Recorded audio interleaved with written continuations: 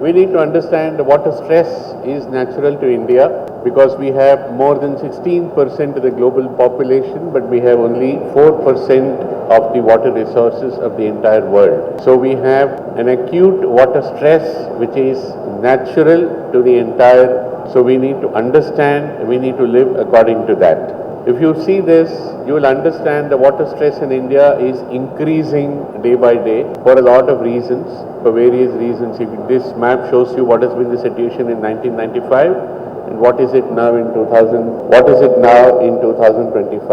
And in 1995, the stress was somewhere between 20 to 40%. Now it is more than 40%. In simpler words, we understand more than 40% of the people have got difficulty getting access to water in India. The Hyderabad water situation, if you look at the figures, as in 2021, there has been an adequacy. The requirement of water for Hyderabad city was more or less met, but at the same time, there is an alarming figure, loss. There was something called a transmission and distribution loss. Most of it was going without being paid for or without being accounted for. Hyderabad has been a city of lakes, or it has been a city of water. There was something like more than 3,000 water bodies in all, and there were more than 400 lakes in Hyderabad. 400 is the number that we are talking about, and we are rapidly losing these lakes. We are very, very rapidly losing these lakes day by day, and you will see, maybe if you keep walking, if you keep driving around the same locality, maybe 6 months later you will find an entire lake vanishing there. So two main reservoirs, Hyderabad water requirement is fed by two main reservoirs, that was in Usman Sagar and Himayat Sagar. These reservoirs had natural water flow into them through the streams carrying from the catchment areas. Now unfortunately, these catchment areas and the stream, downstream, upstream areas have been affected completely with what we call as development, but what unfortunately is actually a destruction. We have lost the stream, so even if there is rainfall in a catchment area, the rain does not translate itself into these reservoirs. So these reservoirs are no longer able to supply water to meet the requirement of Hyderabad city. And Hyderabad is a distinction, a very, very rare distinction in India, that we are connected by four rivers. We have Krishna, Godavari, Banjira and Muchikunda river, which is called as the Musi river. Now, the three rivers, the Krishna, Godavari and Manjira rivers, supply water to Hyderabad city, and recently we also had Mission Bhagiratha, which had taken up supplying water to every household, which is also fed from these rivers. So what we understand is the two main reservoirs that we had, Usman Sagar and Himayat Sagar, which were supplying or which were meeting the water requirement of Hyderabad city, are no longer able to do that. Their water holding capacity, or what we call the full tank levels, have gone down. Downstream there has been erosion, destruction, so the water holding capacity of these reservoirs are reduced drastically, so they will not be able to meet the needs of Hyderabad city. So Hyderabad city is receiving water through rivers, which is brought through pipelines. Very sad situation for a city which had more than 3,000 water bodies and more than 400 lakes, urban lakes that we are talking about. Mission Bhagiratha to a certain extent has been able to bring in water through pipelines to cities, but then the impact is more outside the city limits. It's a statewide project. Well, now Hyderabad this year, these are various press clippings that we see this year. Hyderabad is edging towards water crisis and so on and so forth. Luckily, we had few rains in the last 10 days, so the temperatures have cooled down and people feel that probably we may not have difficulty. But like everything has got a happy ending, we also feel, at least the Hyderabad Metro Water Supply Sewerage Board says there will be no shortfall of water requirement at least till the month of July this year. If at all something happens, we will see later. Now there are two reasons why we are landing ourselves into a situation. One is ignorance. A lot of people do not know that water, a finite commodity. They feel water is free, they feel water is natural, they feel water is freely available everywhere. So we do not know how to use or how to treat water. That is number one. Number two, an apathy or the greed to use the space which is reserved for water holding for other purposes, real estate development, housing, parks, roads, developments or whatever. So the water bodies are vanishing. So we have water availability, but we are destroying the water holding area, so that's why the water is not available for us. And then a lot of people feel it's not my job. My job is to open the tap and pay my monthly bill and I should get water. But then that's not the way. We need to take responsibility. We need to take responsibility to see that not only our generation will have adequate water, and even the upcoming generations will also have water security. How do we do it? At Indian Plumbing Association, we have an initiative called I Save Water. The objective of this initiative is to sensitize every individual on what can be a role at an individual level in saving this precious commodity. We adopt 5 principles. It's a principle of R5 and very simple. As you said, I'm not delving into technology, I'm not delving into high-end applications. I'm talking about what as an individual we can do to save water. The first principle, we respect water. We need to understand water is a very respectable power all over the world. It's not in Hyderabad, it's not in Telangana, it's not in India, it's all over the world. Water is revered, water has a certain respect.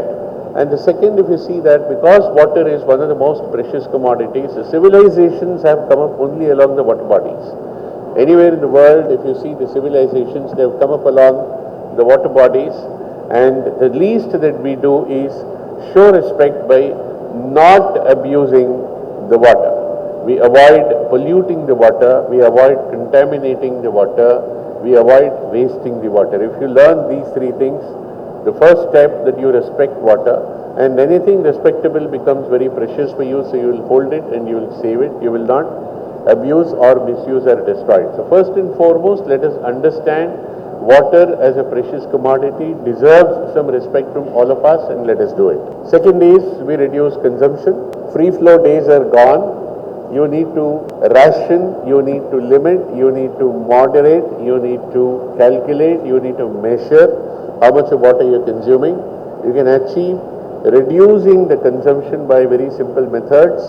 You fix low flow aerators to your faucets at home. They are available at something like 75 rupees to 100 rupees, and many people will give it away free also. Indian Plumbing Association can give you these aerators free. You people can contact us, especially for residential communities, gated communities, apartment buildings. At least some quantity of these aerators we'll give it to you free, and you can measure how much reduction takes place by using these low flow aerators. And similarly, when you are choosing any toilet fixtures or any fixtures that use water, please be conscious. Choose fixtures that will reduce the consumption. Low flow can be achieved in any kind of a fixture. Recycle the water using the kitchen wastewater for plantation. Even if you don't need a major garden, you don't need landscaped areas, even if you have potted plants in your balcony, see that your kitchen wastewater is not going down the drain. Collect it and use it for plantation, gardening, irrigation, by whatever name that you call it. You will achieve 2 things. One, the nourishment or the nutrition which is there in the kitchen wastewater will translate itself. It will act as an additional fertilizer for your plants, even in a balcony or in a backyard or a front yard. At the same time, you are not throwing away this water, you will be able to use it better. Reuse. Now, we came across, this is some initiative that somebody took at Bangalore. I think in the domestic or the residential air conditioning units, wherever you have a condenser, they connected a pipeline with a faucet or a tap to the condenser and collecting these water. And I am told this young team had charged 5,000 rupees per AC for the simple pipeline mechanism, and they made hundreds of these, and the water which is collected is used for the cleaning of your floor and balconies and other areas. So you are reusing the water at number 1. Number 2, for a larger area, for residential areas, it's already a practice that we use reused grey water for non-potable purposes. We use for irrigation, we use for parking, we use for washing the basements and driveways and car parking areas and so on and so forth. Even at an individual level, at a domestic level, we can do all that. Let's encourage those practices. Replenish, divert the roof water.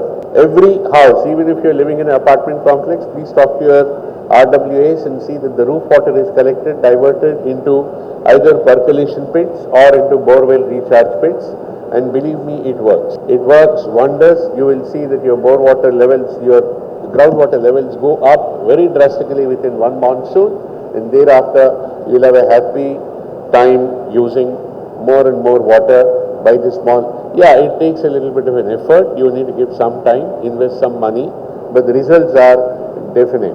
We have done this small experiment in Vikrampuri colony in a building which is abutting the road. Their borewell had completely drained out, and when we went and saw, the road had a natural gradient. So we constructed a pit on the edge of the road, partly inside the building, partly outside the building, and we put a hump or what we call a speed breaker on that road. The rainwater which would have otherwise flown down the road further deep down had been arrested by putting a speed breaker, and we have gradually diverted all this water into a pit, into the pit which is made at the edge of this villa, and they have abundant water, with the result this year on the same road down the line 3 more such pits are coming up.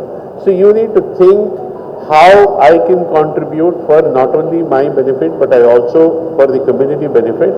Simple methods like this will definitely help. Try them. If you have an independent building, see that your roof water is collected and put into your percolation pit. It will go down, it will recharge your groundwater aquifers. Even if you may not get the direct benefit of that water, your community, your neighborhood, your society will get the benefit. Over a period of time, that benefit will come back to you. And then wherever you find open spaces, make rainwater harvesting pits. There are arguments for and against. Some people say Hyderabad rocky strata will not allow percolation, but that's not necessarily true for the entire Hyderabad city. You make rainwater harvesting pits, water will definitely go down into the ground, it will get into the groundwater aquifers, and you will have more water in the times to come. We said Indian Plumbing Association follows a principle of R5. We have discussed 5, but the last one which I'd like to tell you, realize. Please understand, 54% of India's groundwater wells are decreasing. And anybody knows what is the deepest bore well in Hyderabad? Say it goes into hundreds of meters. It's gone beyond 200 meters now. It's much more than 200 meters, not even that.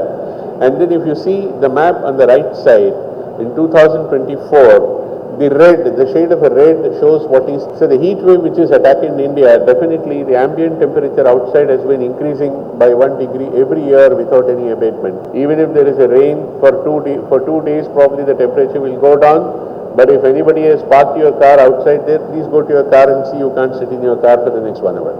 You have to switch on your car air conditioner and keep it on for 15-20 minutes before even you can sit. You touch your steering wheel, you touch any metal component in your car outside, you'll get a burn injury. In technical language, it's called a scalding injury. So that's the kind of a heat wave, and this heat wave will lead to more surface evaporation of your entire water you lose. So please do realize that each one of us will need to play our own role in protecting, preserving water, not only for our use, but even for the future generation. Some very routine tips most of you will follow. Don't wash your car and don't leave your taps open. Use a smaller bucket and measure your marks and so on and so forth. Please follow the principle of reduce, reuse and recycle. If not the entire R5 principle, you will find miraculous results.